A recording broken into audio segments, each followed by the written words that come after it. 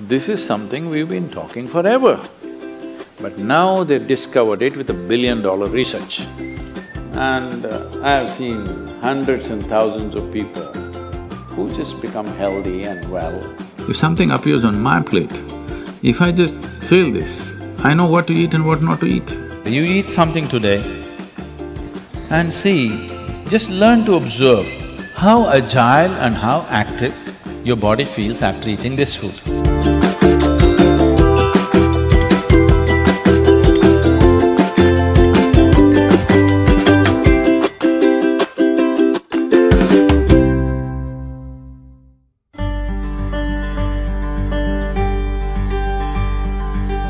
The simple thing right now that's a rage in the world is, if you come to our ashram, all the people there who are physically immensely active eat 10 o'clock in the morning, 7 o'clock in the evening, 2 meals. How many doctors have been telling me that they will die of malnourishment, this will happen, that will happen, you must do this, you must do that. I eat only 1 meal a day most of the days. One big meal I eat and that's it.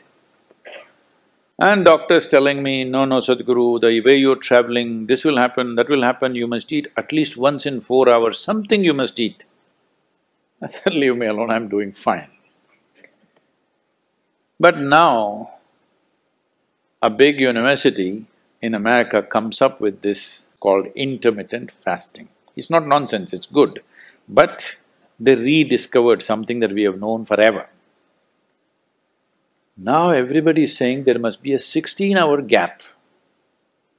Then all your ailments will go away. What the hell were we saying all these thousands of years? The simple thing is, there are many aspects to this, psychological, physiological. But now cancer is on the rise in the world. A cancerous cell is like a criminal in the society. All of us have in our bodies. Only if they become… their concentration becomes more than what they should be, or they gang up and locate themselves in one place, they become like organized crime. There are pickpockets in Kochi, I'm sure. Hello? There are small-time criminals, individually operating in twos and threes. We don't take it very seriously, we'll leave it because it happens. But suppose all 100 of them got organized into a organized crime, now we will crack down. Because we know now it becomes a threat to the society. Similarly, cancerous cells are like this. Criminals, they're moving around, doing some damage. Their only problem is, right now, they're generally eating about 8 to 12 times more than what the other cells are eating. So if you just give sufficient break between one meal and the other, most of them will die because they cannot survive. This is something we've been talking forever. But now they've discovered it with $1 billion research. And I have seen hundreds and thousands of people who just become healthy and well simply because they're not fueling up all the time when the tank is filling. In the yoga center, all the time people are physically active. So everybody is very hungry by the time it's 3:30, 4 o'clock in the evening, they're extremely hungry. But we learn to live with that because empty stomach and hunger are two different things. Hunger means your energy levels start dropping. But empty stomach is a good thing. In the yogic sciences, today modern science also is coming in line with this. But what we know by our experience, you will spend $1 billion to come there. Because research is all about how many $1 million, that's how it is. Your body and your brain works at its best only when your stomach is empty. So we always make sure we eat in such a way, how much ever we eat, our stomach must be always empty within 2 to 2.5 hours' time maximum. So we go to bed hungry always. People think they cannot sleep. They can sleep. On an average, for 25 years on an average, I slept only 2.5 to 3 hours. These days I'm getting little lazy and sleeping anywhere between 3.5 to 4.5 hours in spite of the level of travel that I have. When I say level of travel, if I say my level of travel in the next few days, you will fall off your chair. Yes? Should I tell you? No, not necessarily Because in the next 10 days, I'm in 5 different countries doing I don't know how many events, all kinds of events. So, you're able to keep this up simply because you don't overeat. It's very, very important. Everybody eats 2 meals. I generally eat only 1 meal, 4:35 in the evening, because I don't like to sit in front of the plate and worry about how much to eat. I like to eat well. So, 4:35 in the evening, if I eat a meal, it's only next day. Is this enough? Am I looking okay? Hello? Because any correction and purification that needs to happen in the body, your stomach needs to be empty. It's very, very important. Otherwise, the purification on the cellular level will not happen. You pile up things and then you have all kinds of problems.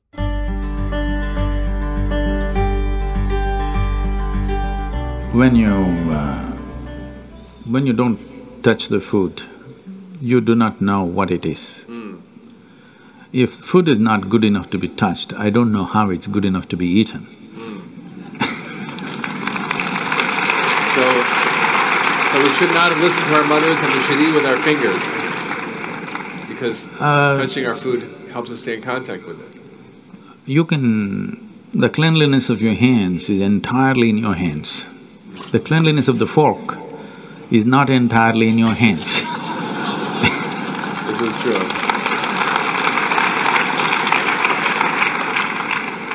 And nobody else but you have used these hands. So, there is an assurance as to how clean or not clean it is right now. The fork, you do not know who's used it, how they've used it, for what they used it. And all they have to do is wipe it with a tissue and give it to you and it looks pretty clean. Above all, you don't feel the food. The first thing that's been taught to us is, if food appears in front of you, to hold your hands upon the food for a few moments, just to feel how the food is. If something appears on my plate, if I just feel this, I know what to eat and what not to eat, what I should not eat. I don't taste it and then reject it, I just don't eat. Because my hands are the first level, not tasting in the sense the tongue tastes, but knowing the food. First thing is knowing the food. You want to know a person, you guys go and shake their hands. I'm usually avoiding that, but that's a good strategy. But the food that's going to become a part of you, first thing is your hands. Even if you physically don't touch it, just being conscious and being there, it clearly tells you how the food will behave within you. Whether this particular food on this particular day, should it go into you or not, because every day your body is not the same thing. Every day, every moment it's different. If you feel the food, you just know whether this food has to go into you on this day or not. If that much awareness is brought in, we don't have to go on telling people what they should eat. Every meal they must decide what they should eat in that meal. There is no one prescription that this is what you should eat for your life. That will feel too claustrophobic, that only this I can eat.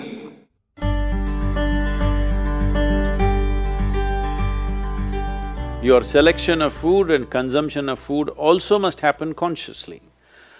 More than what you eat, how you eat it is also equally important. When I say how you eat it, these are all live substances.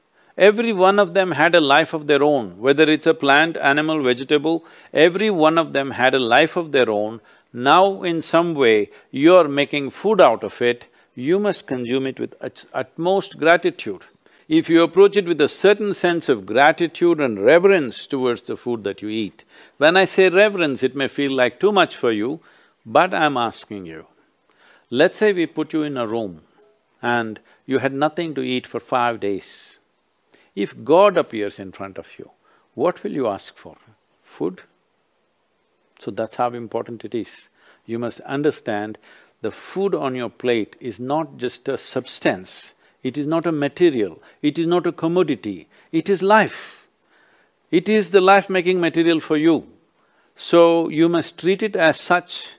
Right now, when it's on the plate, when it's out there, it has no value, but the moment you consume it and it becomes your flesh and blood, now suddenly it's of immense value. Why do we live like this? It's very important when it comes on your plate itself, you must treat it as a part of yourself. With great reverence, you must consume. Just the way you consume it, if you change that, food will behave very differently within you. This is what consciousness means. If people say your consciousness has no impact on your life, only chemical structures have impact, I'm very sorry for them because that's not how life works. Human consciousness has a deep and profound impact on everything that we touch, especially the food that we are making another life as a part of ourselves. When we are doing such an act, it's very, very important we treat it with utmost gratitude and reverence.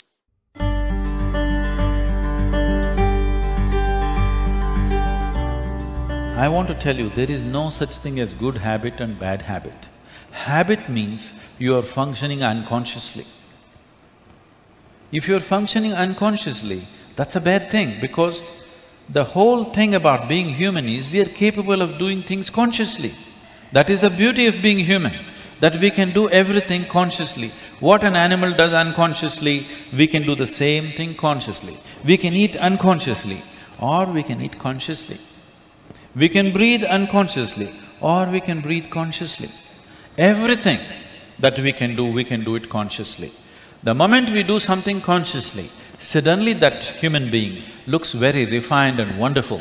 Just because somebody walks and speaks consciously, doesn't he become a beautiful human being?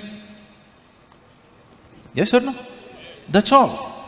So why is it that we are trying to develop habits as if there's a good thing? Habit means fixed realities, where you don't have to think. You get up in the morning and it'll happen to you. No, don't try to automize your life. That is not efficiency, that is the efficiency of the machine. This one is supposed to function intelligently and consciously. Nobody is expecting it to function like a machine.